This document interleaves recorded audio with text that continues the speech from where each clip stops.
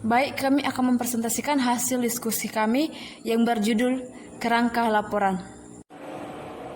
Kerangka laporan. Laporan adalah suatu bentuk penyampaian berita, keterangan, pemberitahuan, atau pertanggungjawaban, baik secara lisan maupun secara tertulis, dari bawahan kepada atasan, sesuai dengan hubungan wewenang. Laporan berfungsi sebagai media komunikasi antara peneliti dengan pihak-pihak yang ingin mengetahui hasil penelitian tersebut. Karakteristik dari sebuah laporan yaitu adanya pertanggungjawaban bagi orang yang diberi tugas atau pelapor, menjadi landasan pimpinan dalam mengambil kebijakan keputusan, menjadi alat untuk melakukan pengawasan, dan menjadi dokumen sebagai bahan studi dan pengalaman bagi orang lain. Latar belakang kegiatan.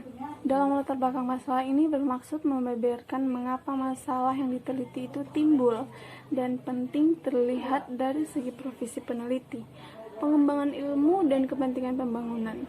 Yang perlu disajikan dalam latar belakang masalah adalah apa yang membuat peneliti merasa gelisah dan resah sekiranya masalah atau topik tersebut tidak diteliti. B. Dasar hukum kegiatan. Dasar hukum adalah landasan atau dasar suatu penelitian dilakukan. Dasar hukum juga dapat berupa dasar pemikiran mengapa kegiatan dilakukan atau menjadi sebuah landasan pelaksanaan kegiatan.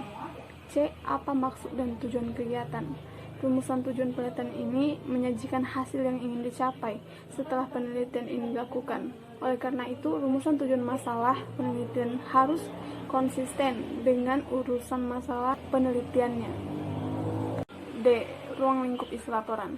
Ruang lingkup adalah penjelasan tentang balasan sebuah subjek yang terdapat di sebuah masalah. Ruang lingkup kerap kali dimanfaatkan untuk mengkaji suatu hal. Ini menjadikan setiap pengkajian atau pembahasan lebih terfokus dalam pembahasan dan biasa lebih terarah serta tidak terpecah ke pembahasan yang lain. Yang kedua, isi laporan. Pada bagian ini dibuat segala sesuatu yang ingin dilaporkan, antara lain A. Jenis kegiatan, B. Tempat dan waktu kegiatan, C. Petugas kegiatan, D. Persiapan dan rencana kegiatan, E. Peserta kegiatan, F. Pelaksanaan kegiatan yang menurut untungnya urutan waktu pelaksanaan, urutan fakta atau datanya, G. Kesulitan dan hambatan, H. Hasil kegiatan, I. Kesimpulan dan saran penyempurnaan kegiatan yang akan datang. Sistematika penulisan laporan. 1. Judul. Pernyataan mengenai maksud laporan penulisan laporan penelitian. 2. Nama dan tim peneliti. 3. Kata pengantar. Kata pengantar berisi uraian yang mengantarkan para pembaca laporan penelitian kepada permasalahan yang teliti. Ucapan terima kasih dan apresiasi kepada pihak-pihak yang telah berjasa dalam menyelesaikan penelitian ilmiahnya. 4. Abstrak. Abstrak berisi uraian singkat tetapi lengkap dengan judul, permasalahan, pendekatan terhadap permasalahan, landasan teoretik yang digunakan, hasil temuan penelitian, dan rekomendasi. Ditulis cukup 1-2 halaman. Malah, dalam penulisan artikel abstrak,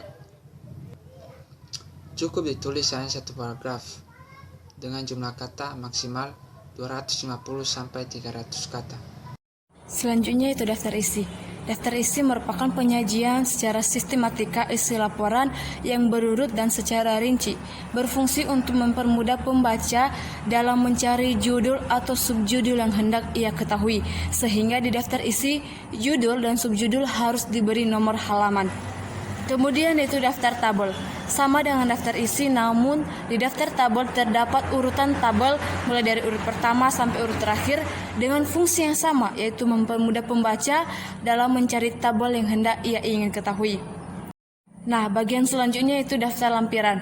Daftar lampiran merupakan urutan lampiran yang dimuat di dalam laporan mulai dari lampiran 1 hingga lampiran ke terakhir. Nah, selanjutnya masuk pada bagian pembahasan. Di sini terdapat bab pertama yaitu pendahuluan. Di pendahuluan terdiri dari latar belakang, tujuan dan manfaat, perumusan masalah, hipotesis, asumsi, dan metode-metode yang digunakan dalam penelitian secara garis besar.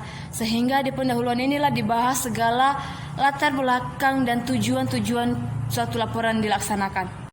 Nah, bab 2 yaitu kerangka teoritis.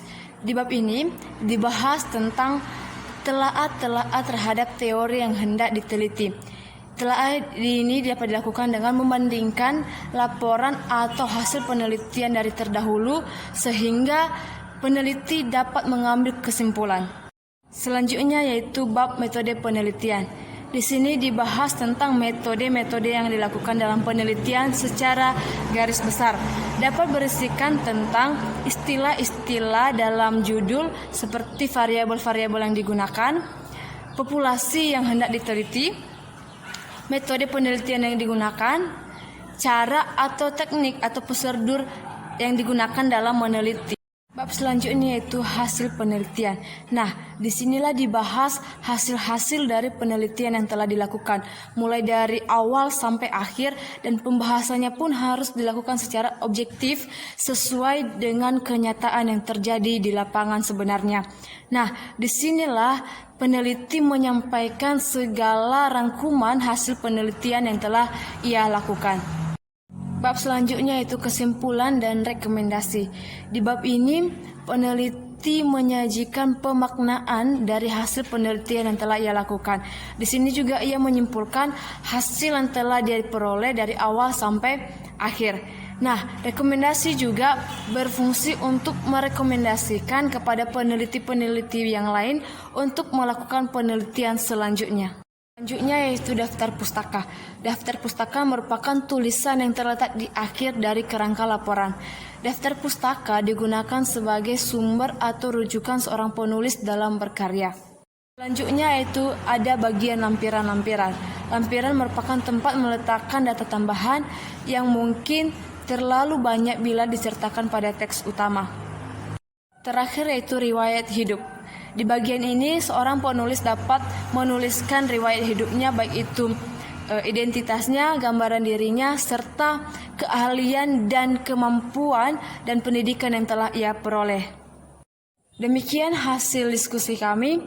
Bila ada kesalahan, kami minta maaf, dan bila ada pertanyaan dari teman-teman, kami persilakan.